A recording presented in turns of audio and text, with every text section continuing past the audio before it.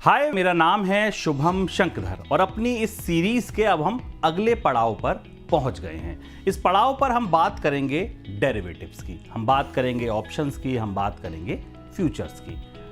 अपनी बात शुरू करें उससे पहले आपको ये बता दें ये डेरिवेटिव्स होते क्या हैं। तो डेरिवेटिव्स को आप एक तरीके से बाय प्रोडक्ट मान सकते हैं कि यानी कि इक्विटी आपका मेन प्रोडक्ट हो गया और उसके साथ की जो बाय प्रोडक्ट हैं उनमें आते हैं ऑप्शंस या फ्यूचर्स। आसान भाषा में आप इसको ऐसे समझिए कि जैसे दूध अगर आपका इक्विटी है तो उससे बनने वाला दही, मक्खन, पनीर, ये सब डेरिवेटिव्स हैं। इसी तरह इक्विटी, जब आप अंडरलाइंग एसेट जो आपकी है वो इक्विटी है, कोई स्टॉक है, कोई इंडेक्स है, और उसके साथ जो उसके डेरिवेटिव्स हैं वो उसके फ्यूचर हो गए और उसके ऑप्शन हो गए। अब अपने इस वीडियो में आज मैं आपको बताने वाला हूं ऑप्शंस दरअसल क्या होते हैं, ऑप्शंस कैसे काम करते हैं, ऑप्शंस में कैसे ट्रेड किया जाता है, ये सब कुछ मैं आपको बताऊंगा। और फ्यूचर और ऑप्शन अलग कैसे होते हैं, तो इस वीडियो में समझिए ऑप्शन क्या है। पहले एक कहानी सुनिए। मान लीजिए आप एक फिल्म के शौकीन हैं, ठीक है, आपको हर नई फिल्म आती है तो आप हर फ्राइडे को उसकी टिकट बुक करा देते हैं और वो फिल्म देखने जाते हैं। आपने 300 रुपए में एक मूवी की टिकट खरीदी, ठीक है भाई, खरीदी।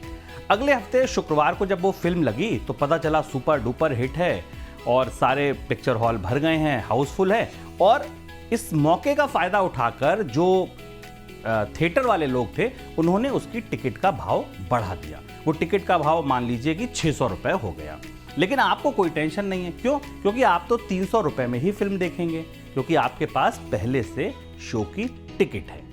एक तरीके से आप ये मान लीजिए शो की को देखने का, फिल्म को देखने का अधिकार है। जरूरी नहीं है आप फिल्म देखें या ना देखें। दो स्थिति हो सकती हैं, एक आप फिल्म देखें, दूसरी स्थिति ये हो सकती है आप कहें कि नहीं मैं नहीं देख रहा, टिकट फाड़ा और फेंक दिया।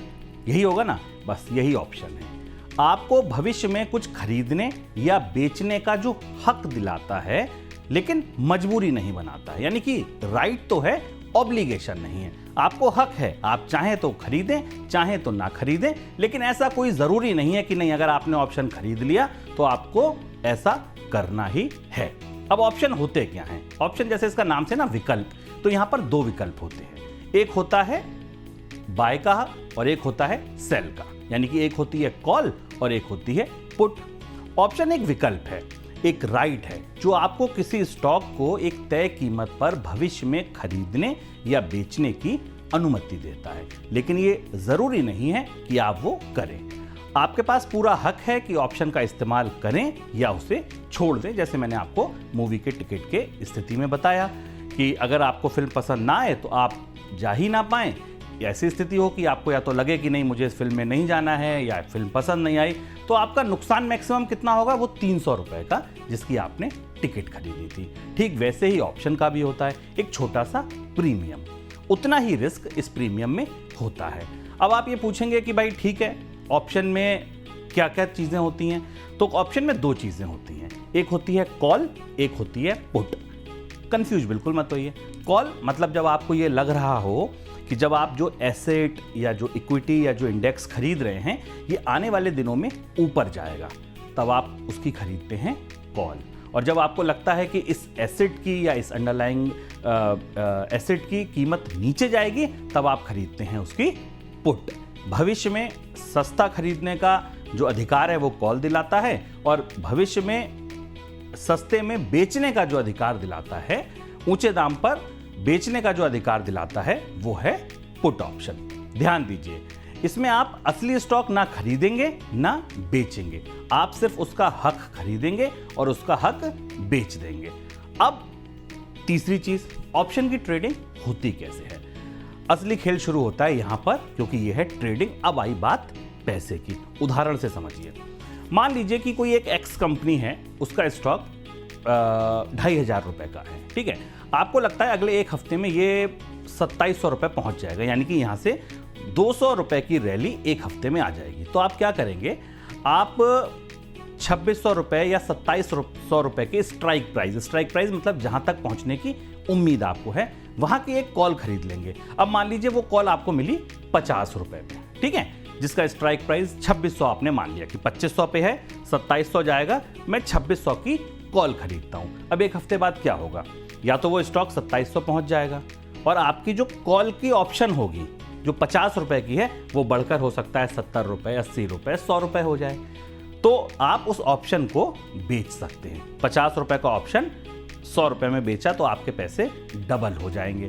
अब ये कितने पैसे बढ़ेंगे ये कैसे तय होगा? ये तय होगा कि जब आप ऑप्शन खरीद रहे हैं जिस भी एसेट का, उसका लॉट साइज क्या है, यानी कि वो जो आपने स्टॉक या इंडेक्स का कॉल खरीदा है उसके अंडर जो अंडरलाइंग एसेट है वो कितनी यूनिट उसमें है। अब अगर मान लीजिए उसमें 100 यूनिट है, आपने 50 रुपए का खरीदा, तो प्रीमियम कैसे तय होगा? 100 इंटू 50 यानी 5,000 रुपए में आपको वो कॉल मिल जाएगा।